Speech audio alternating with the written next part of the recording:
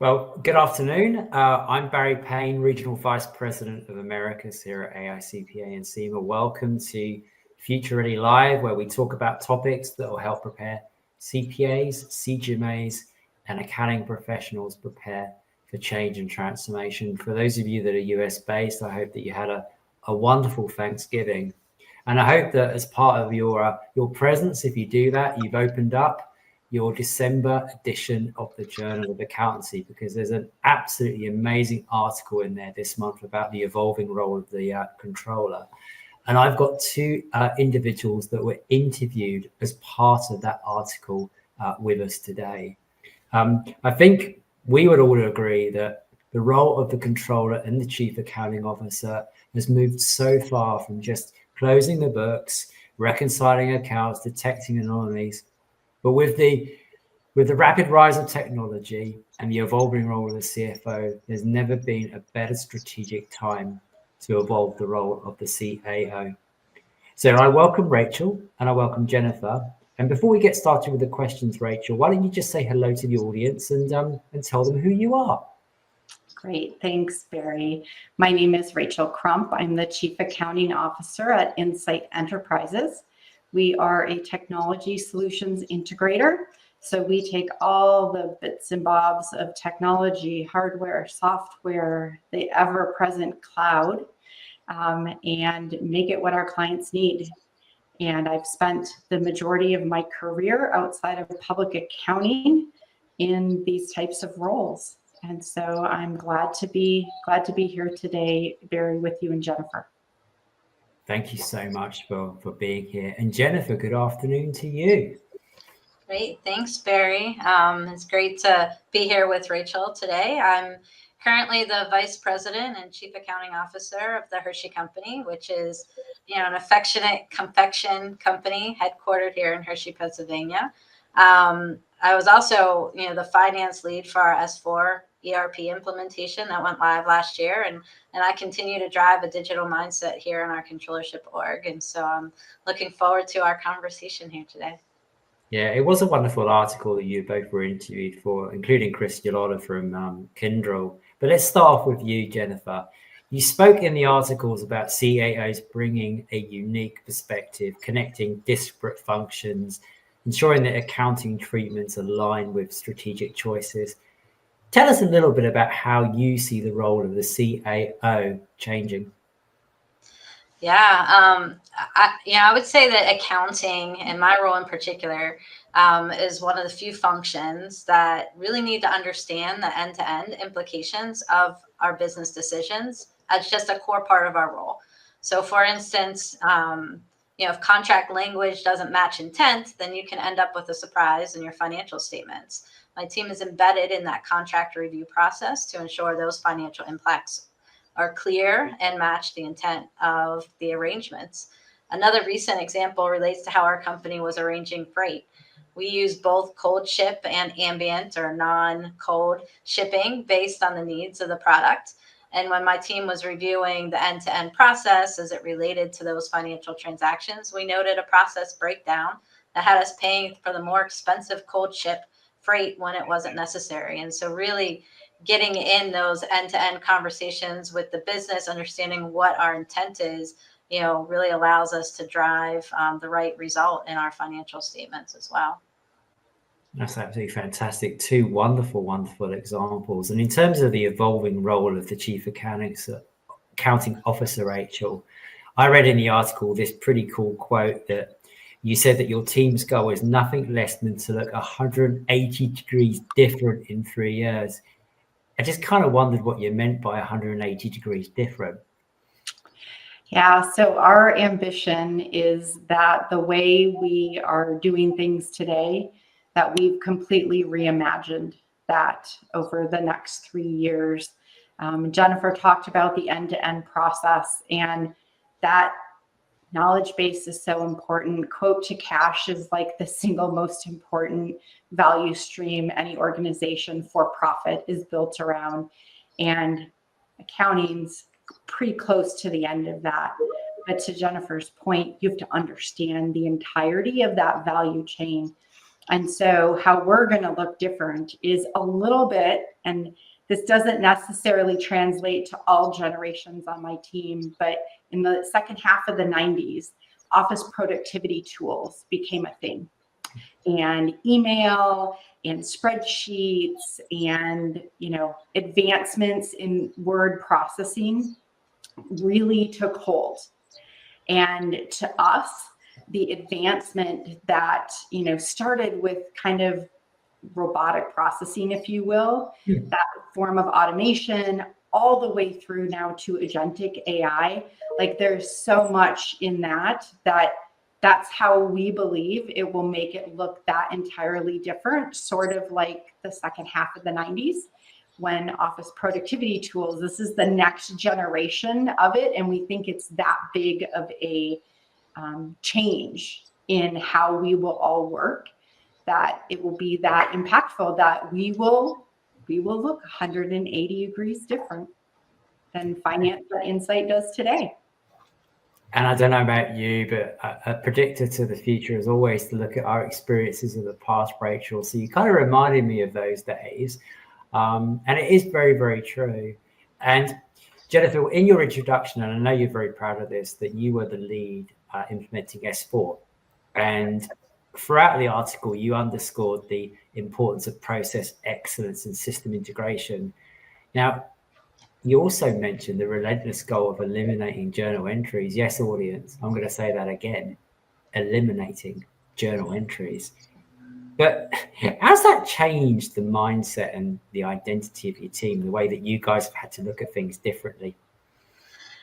Yeah. So when I joined my company, and it was 2019, right? So before kind of a lot of things changed in the world, but I really came in with this mantra and this expectation that there should be no manual journal entries for a standard process. And this was before we started our S4 implementation. So, of course, that was something that really helped accelerate what that goal was. But really, accountants, are notorious for booking journal entries at month-end close, which is usually, at least my experience has been, it's a sign of changing or correcting data. And so really going back to that end-to-end mindset, it really is something that trying to drive that data flow to be the way we want our financial transactions to be booked all the way from the beginning. So thinking about it all the way throughout that process. And so I really feel like, part of our job as accountants, and I've really been driving, is that digital mindset where we have to think differently. It's not just checking it at the end of a month to make sure it's right. It's really, how are we getting them created in the first place? And, are we building our process and our data around that process in the best, most efficient way so that we don't have to check it at the end? And so we've already gotten to 60% reduction in our journal entries since I've been here. My goal is to 90% from the time I walked in the door. And so we're well on our journey there. But I would say we really continue to challenge our tools and our processes to make sure that everyone is thinking about the implications. And so it's funny, you'll walk around our company and, people know, not in accounting, that we are not going to do manual journal entries. So it is definitely taken hold, which I'm really proud of. And it's not because we want to reduce our work. It's because we want to make, the data available throughout the process, which should lead to better insights, earlier on as well. Totally. I mean, it's amazing that people are recognizing this in the business. I mean, that's a massive thing. And you mentioned just before digital mindset. And Rachel, we need to progress the conversation around AI, because in the article you said it's a great equalizer across generations, which I thought was very, very powerful. So what ways have you seen this play inside your team? And with that regard, what do you think of those key kind of critical skills, both maybe for seasoned but entry-level professionals as well? Yeah, sure, Barry. So the great equalizer of this kind of next gen of what's kind of going to change the office job, right? The office worker DNA. It really, those of us that have more experience in our career possess critical thinking. A lot of it was gained from analyzing data around transaction sets that you're trying to fix in retrospect.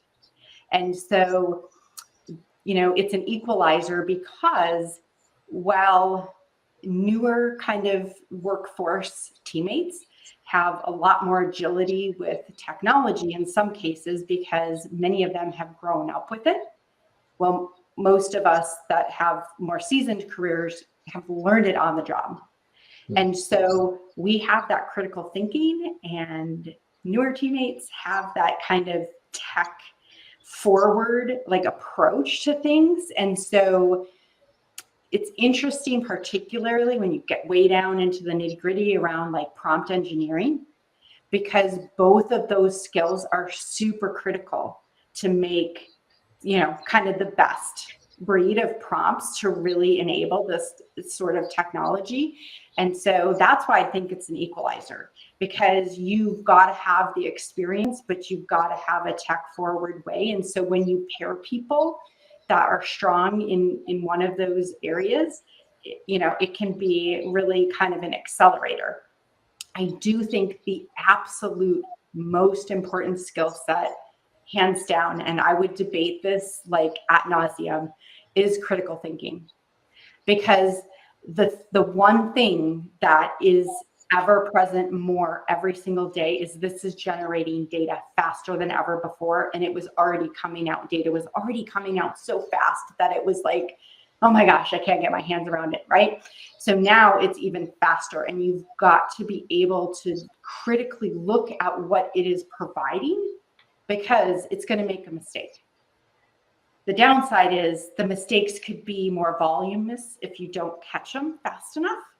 And if they go undetected, that's, sort of a bigger problem in a control environment that all, accountants are going to have concern over. So that's why I think critical thinking and being able to, think about what's not there that should be, or what's present that shouldn't be, that's the skill set. And I think, we kind of blend all of the different generations of workforce, and you can kind of crossbreed, if you will, the skill sets that you need.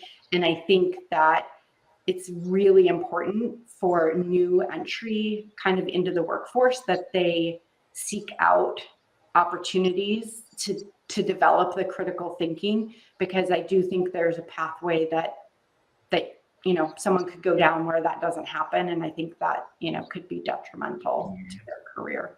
Could be very, very risky, couldn't it? And I mean, you guys know, Tom and I, we do a lot of speaking at conferences, and to a dime, critical thinking is the key skill set that every leader pinpoints.